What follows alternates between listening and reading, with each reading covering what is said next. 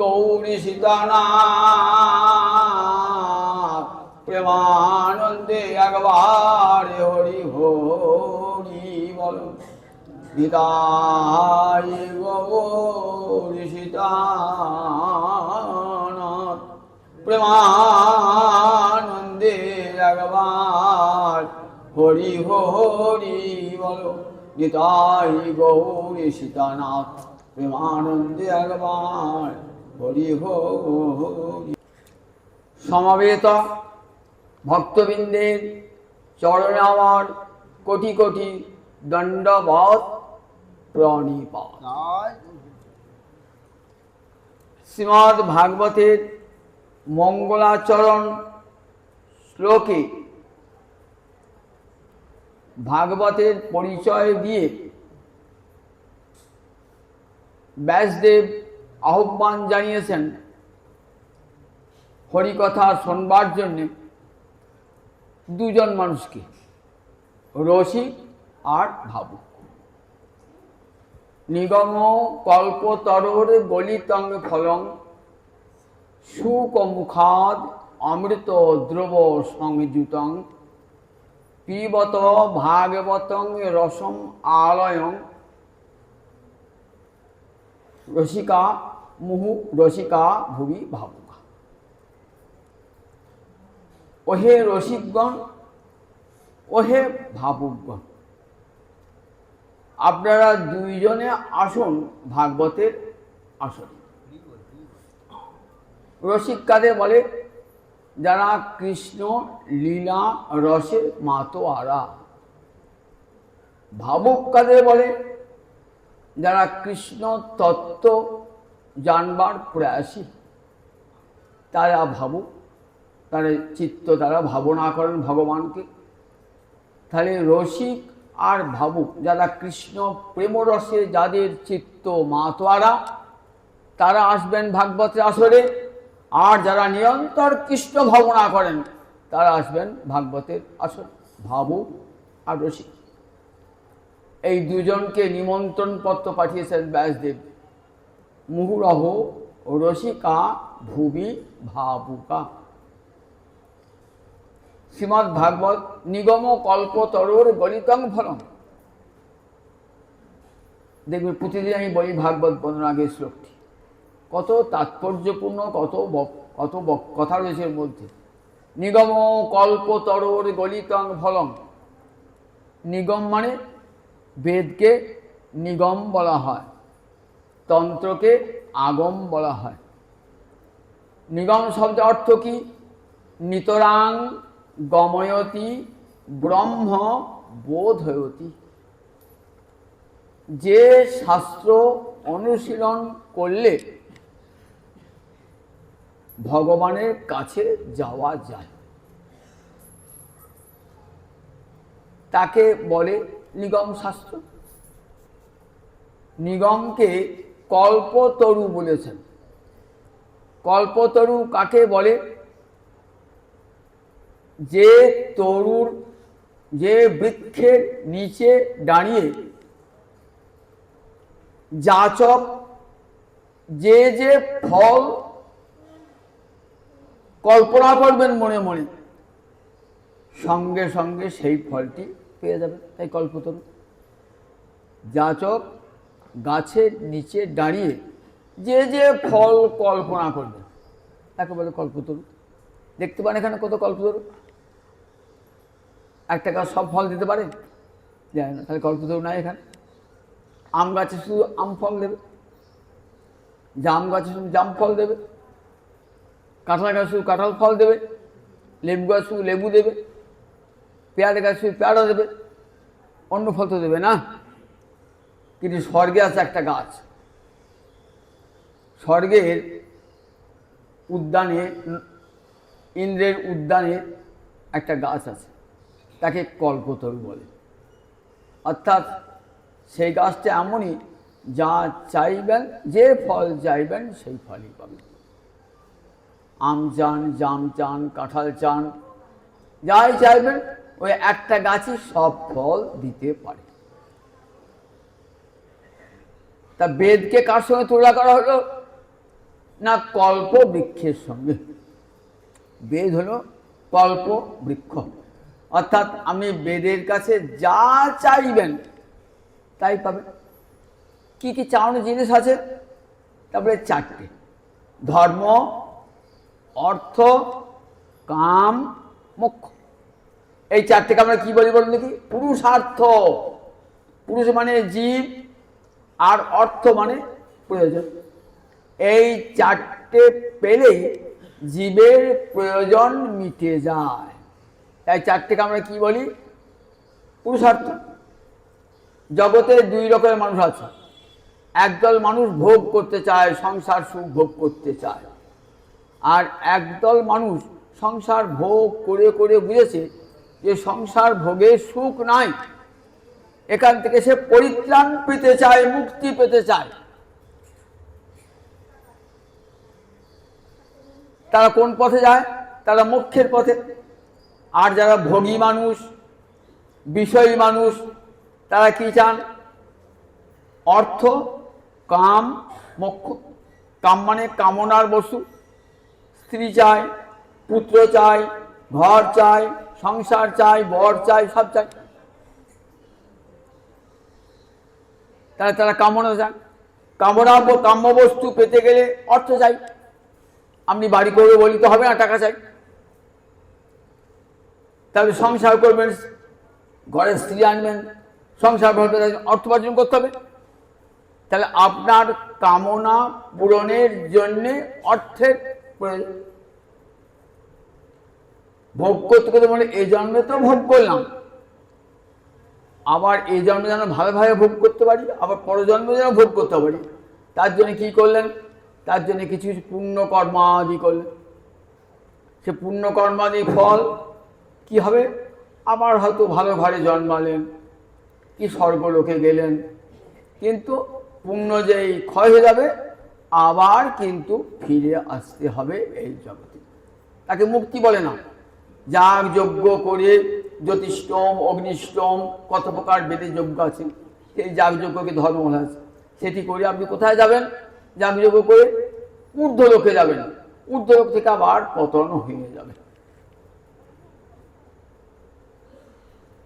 তাই একদল মানুষ যারা বিষয় চিন্তা করে না, বলেন দেখো বিষয় ভোগ করে বর্জয় পুণ্যকর্ম করলাম, তারপরে আমি ব্রহ্মলোকে যাব, আমি তপলোকে যাব, যৌনলোকে যাব, মোহলোকে যাব, কিন্তু ওগুলো ধ্বংস আছে তো, ও তো আবার ফিরে আসতে হবে। সেখানে গিয়ে পুণ্য যেই ক্ষয় হয়ে যাবে, ফিরে আসতে হবে। সুতরাং আমি এমন জায়গায় যাব যেখানে গেলে আর ফিরে আসতে হবে না, কোনোদিন সংসার ভোগ করতে হবে না। যদ্গত্বা ন নিবর্তন্তে তদ্ধাম পরমং মম। গীতায় ভগবান কি বলছেন? যেখানে গেলে আর ফিরে আসতে হয় না, আর সংসারে জ্বালা ভোগ করতে হয় না, তিতাব জ্বালা ভোগ করতে হয় না, সেটাই আমার ধাম। গোলক বৈকুণ্ঠ বৃন্দাবন গেলে আর ফিরে আসতে হবে না, সেটাই আমার ধাম। যদ্গত্বা ন নিবর্তন্তে তদ্ধাম পরমং। বেদ কিন্তু চারটে জিনিস আমাকে দান করতে পারে। আপনি যদি অর্থ চান, তাহলে বেদে এমন অনেক যাগযজ্ঞ আছে যে যাগযজ্ঞ করলে অর্থ ধনরাশি হবে। বেদের প্রথম মন্ত্রী দেখুন না, অগ্নিশক্তি। অগ্নিম ইরে পুরোহিতং যজ্ঞস্য দেবমিত্যজং হোতারং রত্নধাতমম। অগ্নিদেবকে স্তুতি করছে, হে অগ্নি আপনাকে স্তুতি করি, আপনি ধন দান করুন, রত্ন দান করুন। অগ্নি ধনদাতা, রত্নদাতা। তাহলে বেদের ধন কামনা আছে। কেউ যদি পুত্র কামনা করেন, পুত্রের শ্রীযজ্ঞের বিধান আছে, পুত্রের শ্রীযজ্ঞের বিধান আছে। আবার যদি স্বর্গলোকে যেতে চান, তার জন্য জ্যোতিষ্ঠম, অগ্নিষ্ঠম যজ্ঞের কথা বলা হয়েছে।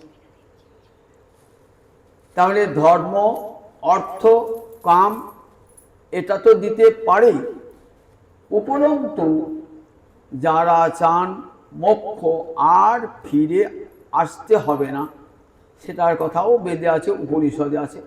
বেদের মস্তক স্বরূপ উপনিষদ, সেই উপনিষদেও কেমন করে ভগবানকে পাওয়া যাবে। ঈশাবাস্যমিদং সর্বং যৎকিঞ্চ জগত্যাং জগৎ তেন তক্তেন ভুঞ্জিতা মা গৃত কস্য সিদ্ধন। সংসারে থাকবে, ভোগ করবে, ত্যাগের মধ্য দিয়ে ভোগ করো। ত্যাগে এই জানবে গোটা সংসারটাই আমার দ্বারা আচ্ছাদিত। জগতের সব জায়গায় আমি রয়েছি, এমন জায়গা নাই যেখানে আমি নাই। ঈশাবাস্যম, মনে করো না বাড়িটা আমার, ঘরটা আমার, মনে করো না। ঈশাবাস্যম, সব গোবিন্দের। ঈশ আবাস্যম, সব ঈশে ভগবানের, ঈশ্বরের আবাসস্থল গোটা বিশ্ব। তাকে আমার আমার বলে থাকি। কত বড় ভ্রান্ত ধারণাকে। পরের বাড়িকে আমার বলছি। আমি ঘর বাড়িতে, এটা আমার বাড়ি দেখাচ্ছে। আমার বাড়ি, তোমার বাড়ি? তুই তো দুদিন বাদে মরে যাবে, 50 বছর ভোগ করে, 60 বছর ভোগ করার পর।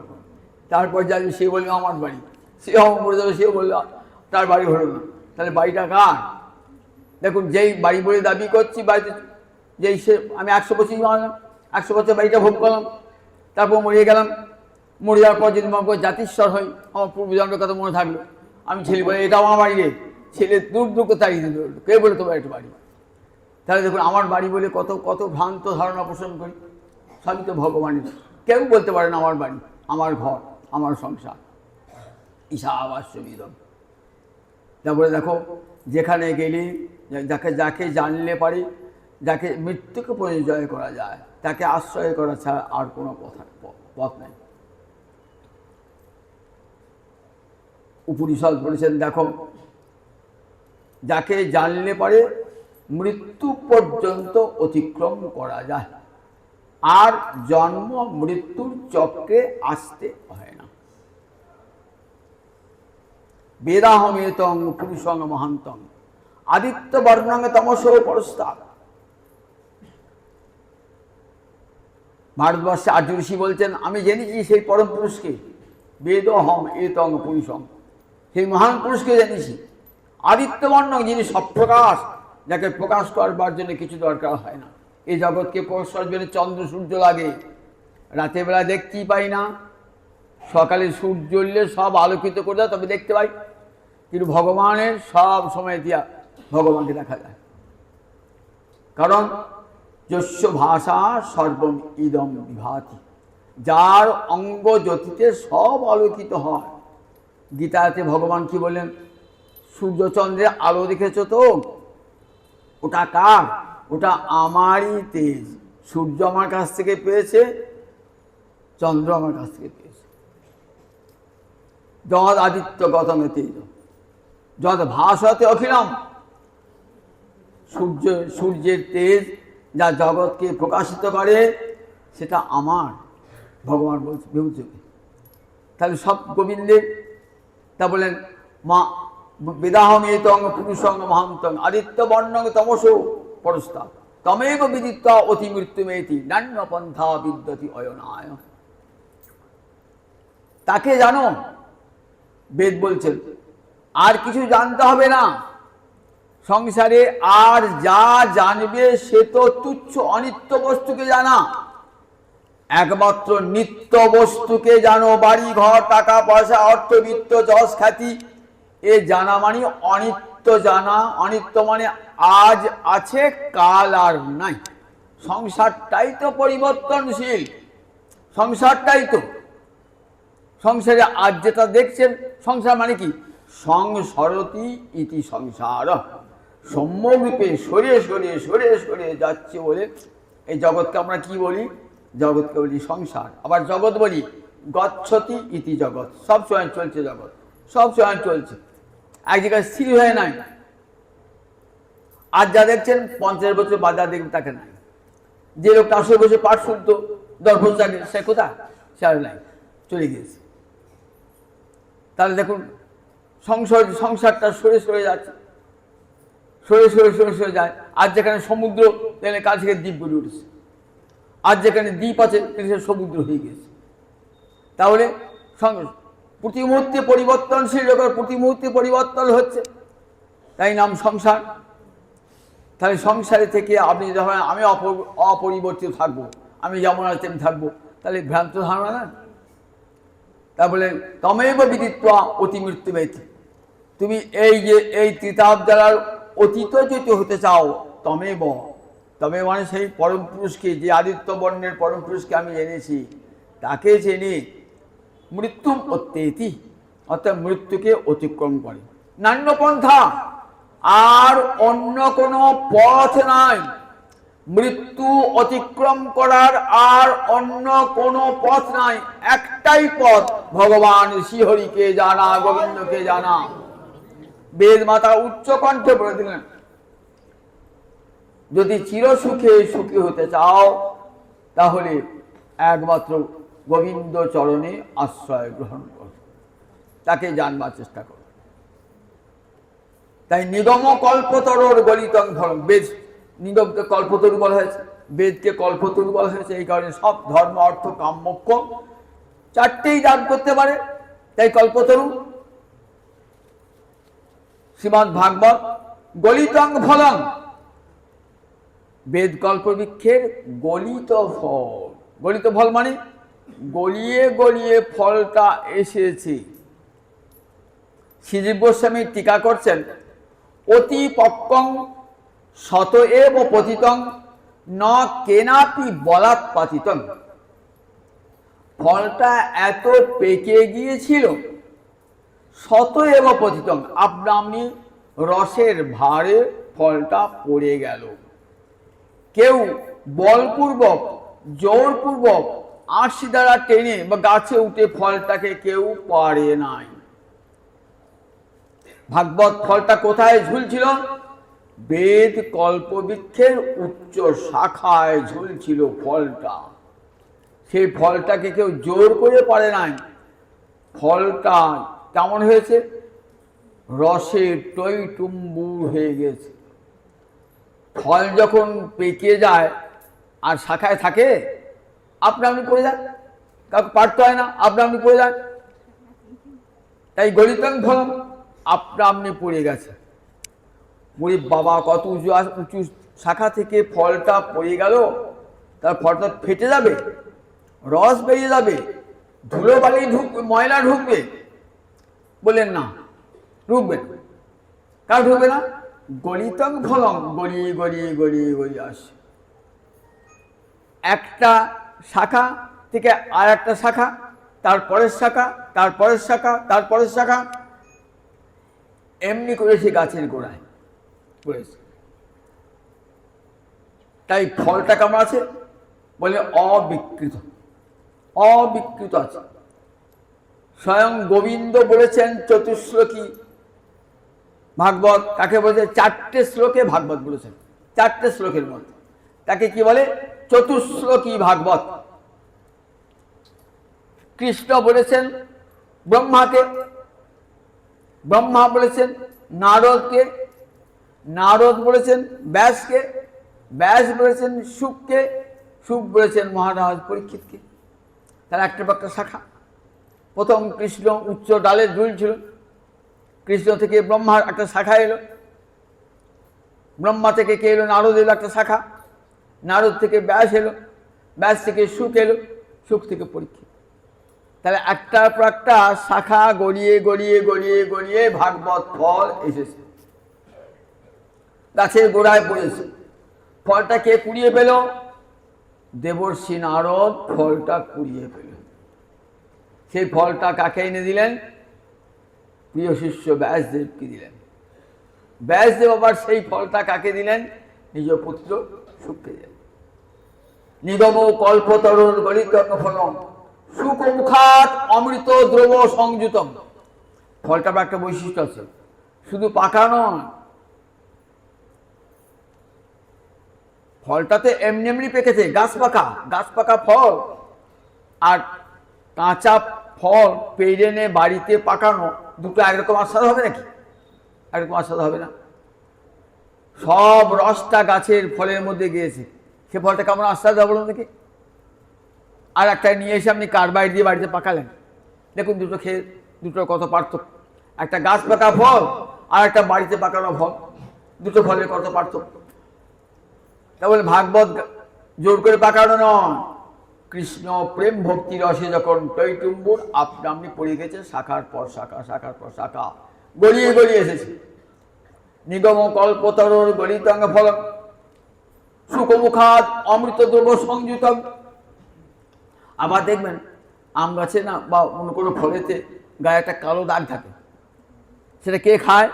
শুক পাখিতে খায়। রাত্রিবেলায় শুক পাখি ওই ফলটা খায়, ওই শুক পাখির লালাটা মিশে যায়, ফলে দেখবেন সেই পাকা আমটা অধিকতর মিষ্টি, কারণ শুক পাখির লালাটা আছে। এই ভাগবত ফলটায় কার লালা আছে? বললেন সুখদেবের লালা আছে। সুখমুখাদ অমৃত দ্রব, সুখদেবের অমৃতের লালা লেগে আছে। আগে সুখদেব আস্বাদন করেছেন তো ফলটা। জগতের জীব তোমরা খাও, আশীর্বাদ করছেন মঙ্গলাচার্য। পিবত ভাগবতম, কে? ব্যাসদেব, জগৎগুরু ব্যাসদেব আশীর্বাদ করছেন। পিবত ভাগবতং রসং, ভাগবতকে ফল বললেন, তা ফল কি আবার কেউ পান করে নাকি? আম আবার কেউ পান করে নাকি? পেয়ারা পান করে? দুধ পান করে, চা পান করে, শরবত পান করে। আপনি বললেন ভাগবত ফল। আবার পিবত বলছেন, পা ধাতু থেকে পিবত শব্দটি এসেছে, পা ধাতু পান করা। বলে না না, জগতের ফলের মতো নয়, এটি কেমন রসময় ফল। ভাগবতং রসম, রসময় ফল। ফল বললে কি দোষ হয়? দুটো দোষ হয়। ফলের আটি থাকে, খোসা থাকে, থাকে না? ফলে আটিতে কেউ খায়, আমি আটি কেউ খায়? চুষে ফেললে খোসাটা খায়, কেউ খোসা ফেলে দেয়। তাহলে আটি আর খোসা বাদ দিয়ে ফলটা খায়। তাহলে ভাগবত যদি ফল হয়, তাহলে নিশ্চয়ই তার আটি আছে, খোসা আছে, সেটা পরিত্যাগ করতে হয়।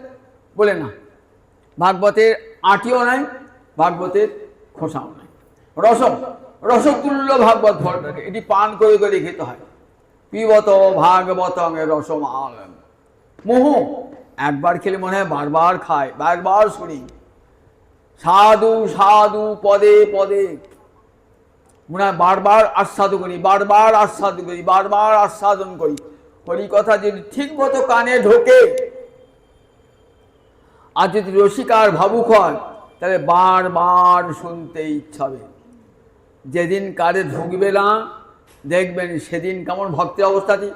কৃষ্ণ নামামৃত বিনে খায় যদি অন্ন পানে, তবু ভক্তের দুর্বল জীবন। কৃষ্ণ নামামৃত বিনে খায় যদি অন্ন পানে, তবু ভক্তের দুর্বল জীবন।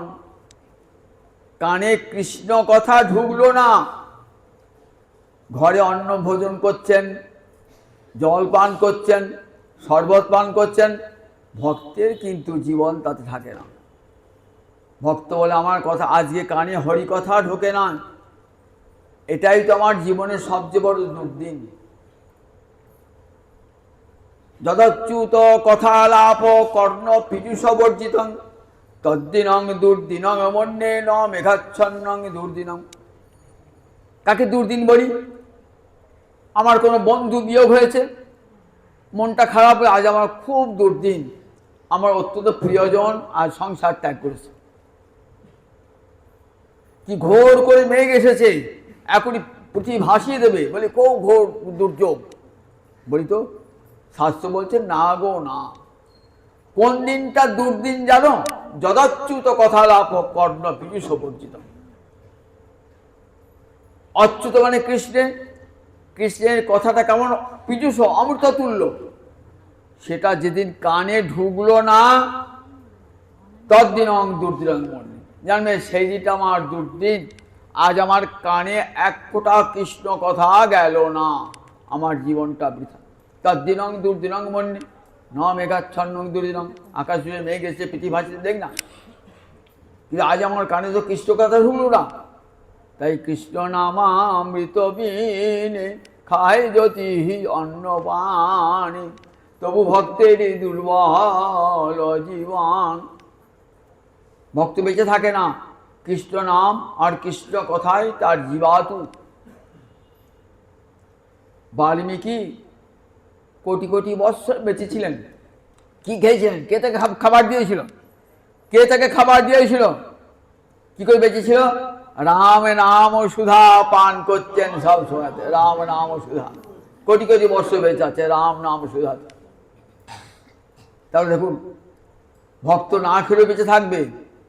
কালকে সনাতন গোস্বামীর কথা বলছিলাম, সনাতন রূপ ছয় গোস্বামী কতদিন না খেয়ে অনশনে অর্ধাহারে কাটিয়েছেন। 7.5 প্রহর যায় ভক্তির সাধনে। 8টা প্রহরে একটা দিন রাত্রি, 7.5 প্রহর মানে 21 ঘন্টা। তাহলে থাকলো অর্ধ প্রহর, সেটি নিদ্রায় এবং ভোজনে। তাহাও নহে কোনো দিনে। নিদ্রাকালে রাধা গোবিন্দের লীলা স্বপ্ন দেখছেন। কি ভোজন করতেন? মাধুকরী। হাতে নেবেন, বাটিও নাই, থালাও নাই, যে আপনার বাড়ি থেকে বাটি পেয়েছেন, থালা পেয়েছেন, দাও গো চাটি মুড়ি দাও, চাটি ভাত দাও। আমার কেউ ঘোল একটু মাখন হাতে এনেছেন, বাস মাঠা হাতি। সারাদিন কেটে গেল। কোনোদিন পেয়েছেন, কোনোদিন পারবেন। অনশনে অর্ধাহারে। রঘুনাথ দাস গোস্বামী, সনাতন গোস্বামী, রূপ গোস্বামী জীবনী দেখুন। তাহলে কী করে বেঁচেছিলেন একদিন? 70 বছর 80 বছর কী করে বেঁচেছিলেন তারা না খেয়ে? আর না খেয়ে মরে যাবে, ডাক্তার বলেছে খেতে হবে। কেউ কই ডাক্তার বলে কিছু বেঁচে আছে বছরের পর বছর। কী খেয়েছেন? কী খেয়েছেন তারা?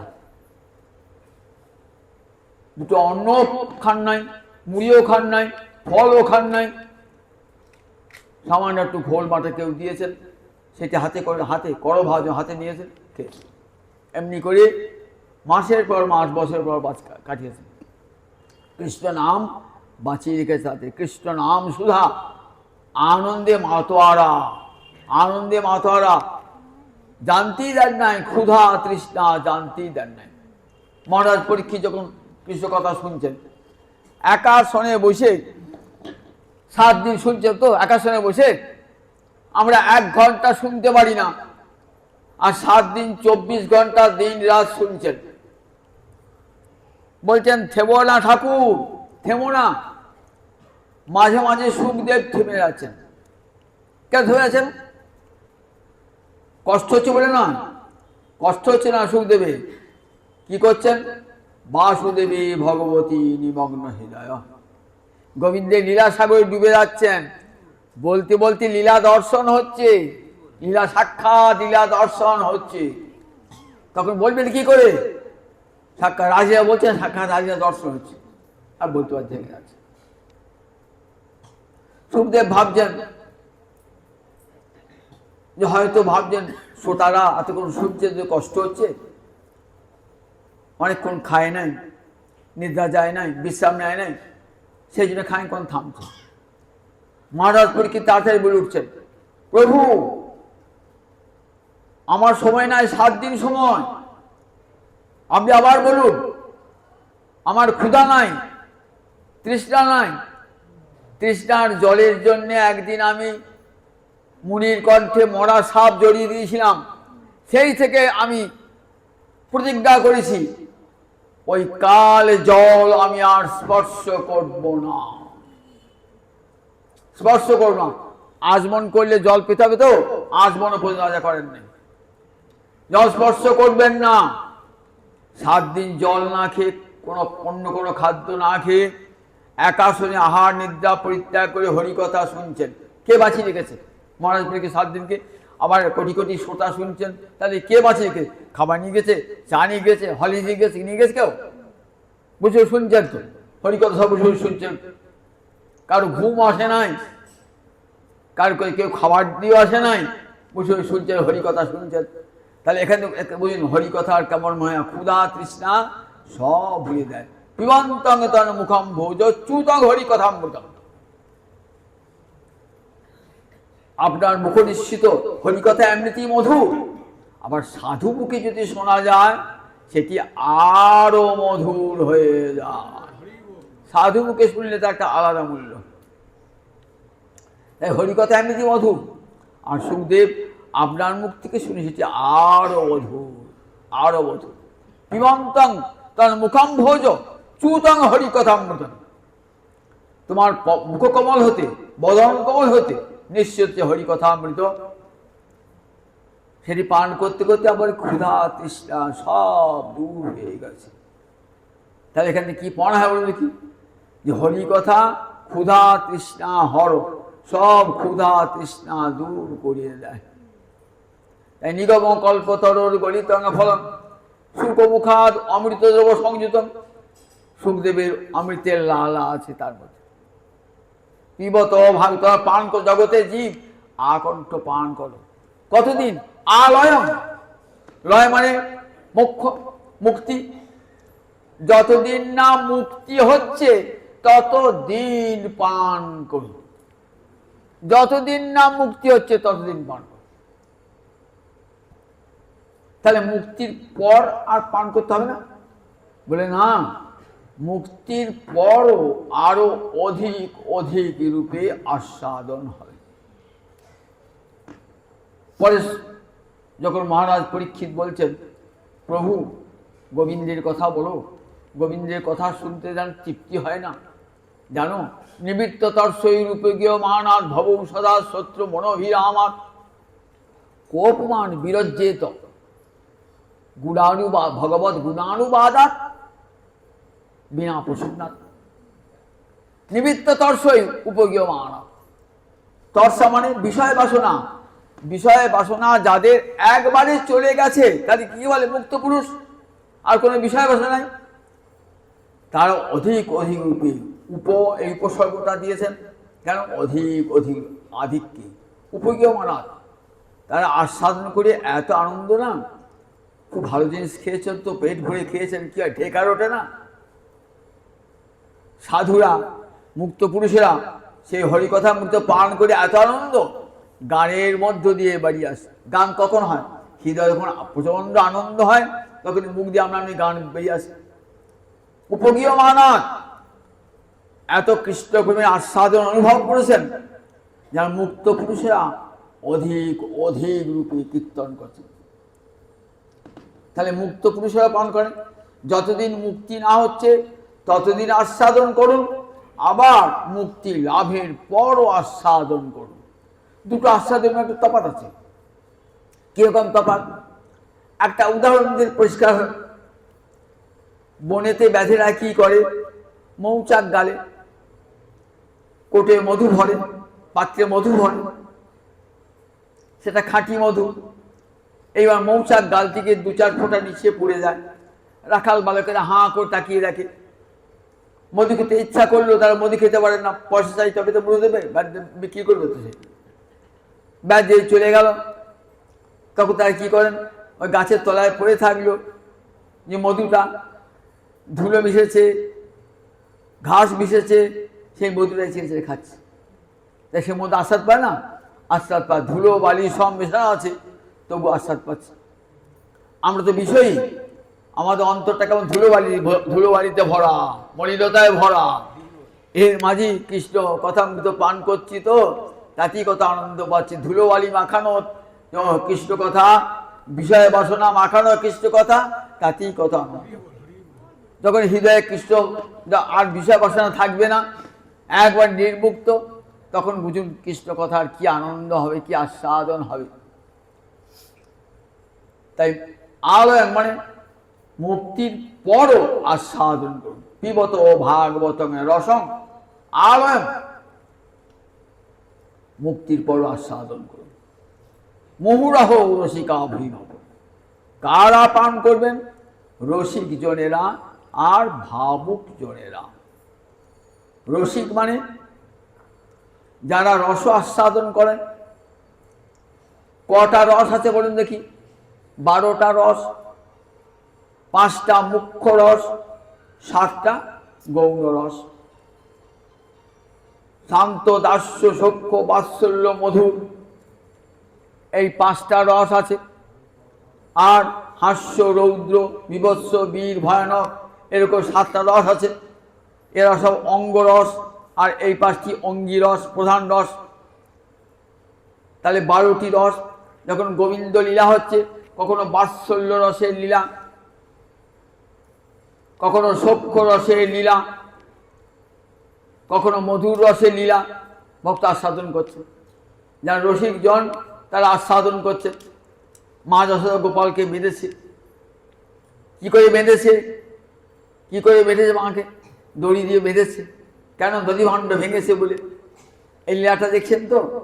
কিন্তু যখন এই লীলা দেখছেন না, তখন এই তত্ত্বটাও মনে পড়ে যাচ্ছে।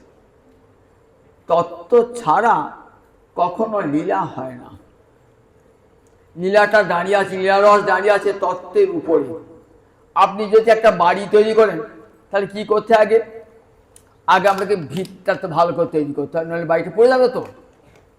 খুব শক্ত করে ভিতটা দেখবেন মিস্ত্রি করছে,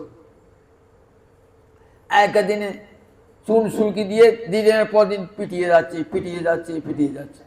আপনি কংক্রিট দিয়ে ঢেলে দেন যাতে বাড়িটা পড়ে না যায়। তাহলে আপনি যে লীলারসকে আস্বাদন করবেন, তার মূল আছে তত্ত্ব। এই তত্ত্ব না থাকলে কি হবে? রস আস্বাদন ভালো করে হয় না। মূল তত্ত্বটি থাকলে তবে তো রসটি আস্বাদন হবে। তত্ত্বজ্ঞান না থাকলে পরে তত্ত্বকে ভিত করে রস দাঁড়িয়ে আছে। মা যশোদা গোপালকে মানছে, জগৎ কি দেখাচ্ছে? কি দেখাচ্ছে? জগৎকে দেখাচ্ছেন, দেখো ভগবানকে বাধা যায় না। যত বাচ নিবর্তন্তে অপ্রাপ্য মনসা সহ, বাক্য যার কাছে যেতে পারে না, মনও যার কাছে যেতে পারে না, ফিরে আসে। আর সেই ভগবানকে মা যশোদা বাঁধছে।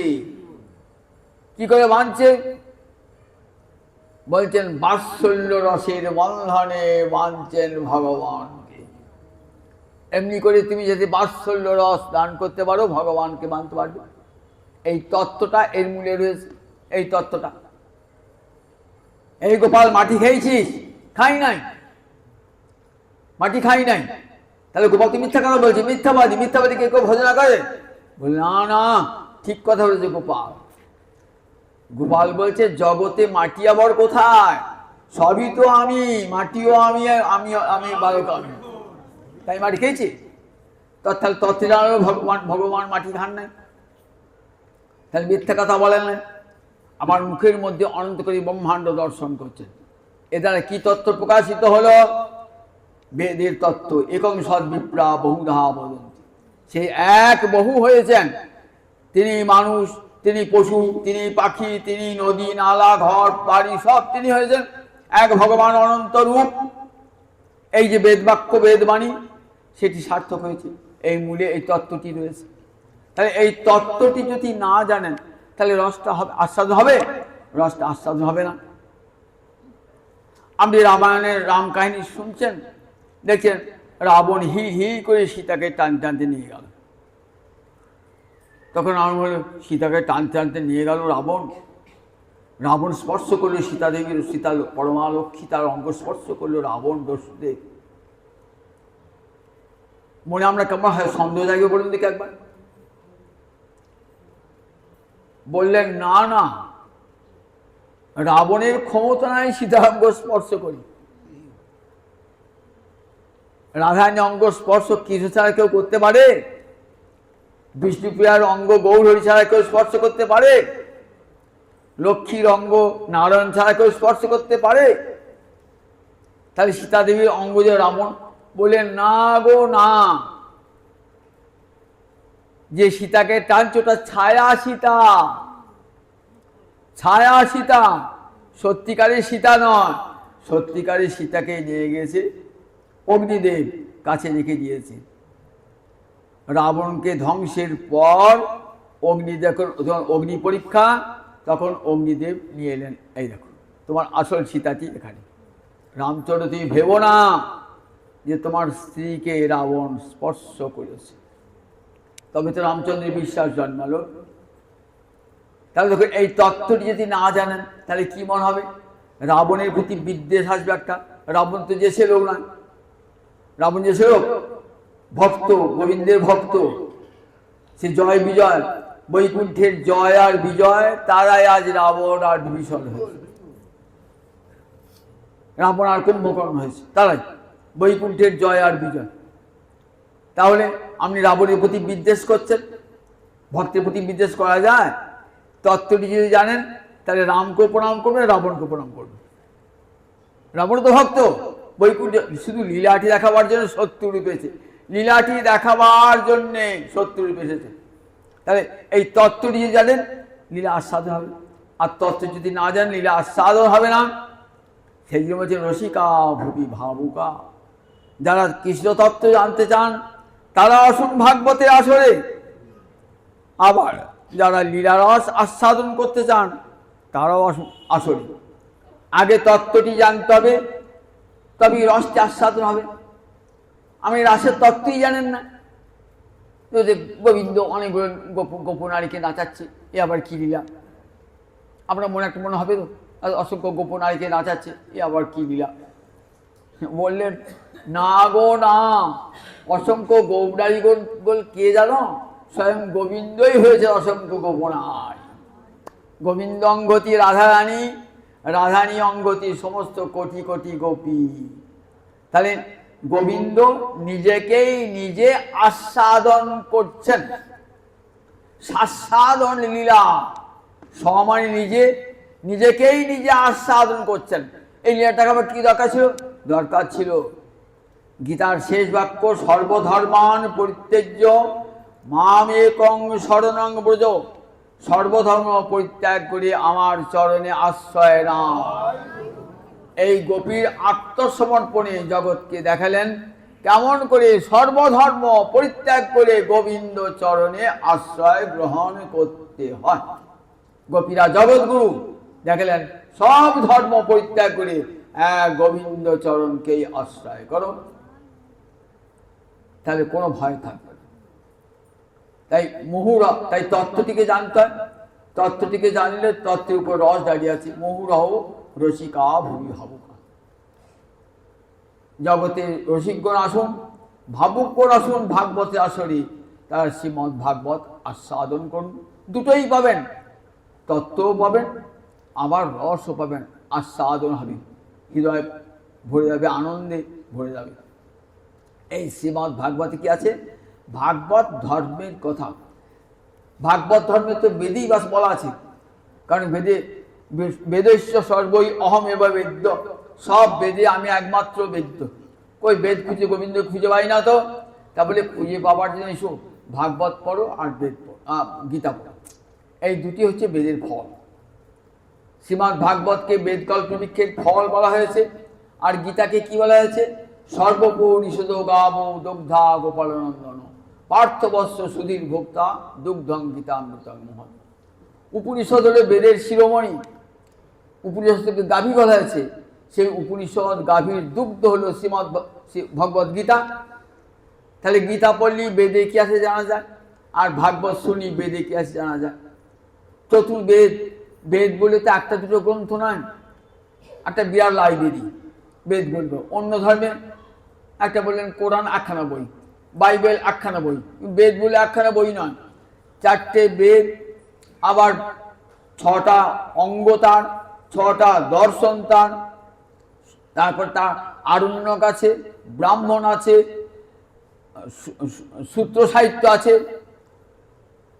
এতগুলো তার শাখা, তার কত ব্যাখ্যা, কোটি কোটি ব্যাখ্যা, কোটি কোটি পাঠের আদল, এগুলি সব যদি গড় করা দেখেন একটা দুটো লাইব্রেরি হয়ে গেছে ভর বোঝায়। তাহলে বেদ বললে সেই কেমন পড়তে পারবো? সারা জীবনের কোটি কোটি জন্ম হলে পড়তে পারবো না, বলে অত দরকার নেই। ভাগবতে আসরে এসে ভাগবতী কথা শুনো, জানবে বেদ এই কথাটা বলেছে। গীতা শোনো, দেখবে ভাগবত এই কথা বলেছে। আপনি যখন গীতা পড়তে যান কী করতে? প্রথমে ওম বলে ভাগবত কেমন, গীতা কেমন বলেন? ভগবদ গীতা মালা মন্ত্রস্য ভগবান বেদব্যাস ঋষি অনুষ্ঠুপ ছন্দ শ্রীকৃষ্ণ পরমাত্মা দেবতা। তাহলে দেখুন, আবার দেখুন ঠিক বেদ মন্ত্রে যেমন ঋষি ছন্দ দেবতা থাকে, গীতারও তেমন ঋষি ছন্দ দেবতা রয়েছে। ভগবদ গীতার মালা মন্ত্র তার ঋষি ছন্দ দেবতা রয়েছে। প্রতিটি গীতা বেদ মন্ত্র উচ্চারণ করতে গেলে ঋষি ছন্দ দেবতা বলতে, নইলে হয় না। তাহলে গীতা যখনই গীতা পড়ছেন সেখানে ঋষিচন্দ্র দেবতা আছে, আর ভাগবত ঋষিচন্দ্র দেবতা আছে। তাহলে বোঝা যায় এই দুটি বেদের সমান মান্য, বেদের সমান মান্য গীতা এবং ভাগবত। এই দুটি কান পেতে শুনলে বেদে কি আছে সব জানা যায়, এই দুটি গ্রন্থ বসে বসে শুনলে। এই ভাগবত ধর্মের কথাই আগামী দিন শোনাবো। আজ ভূমিকা করে রাখলাম। জয় নিতাই, জয় নিতাই।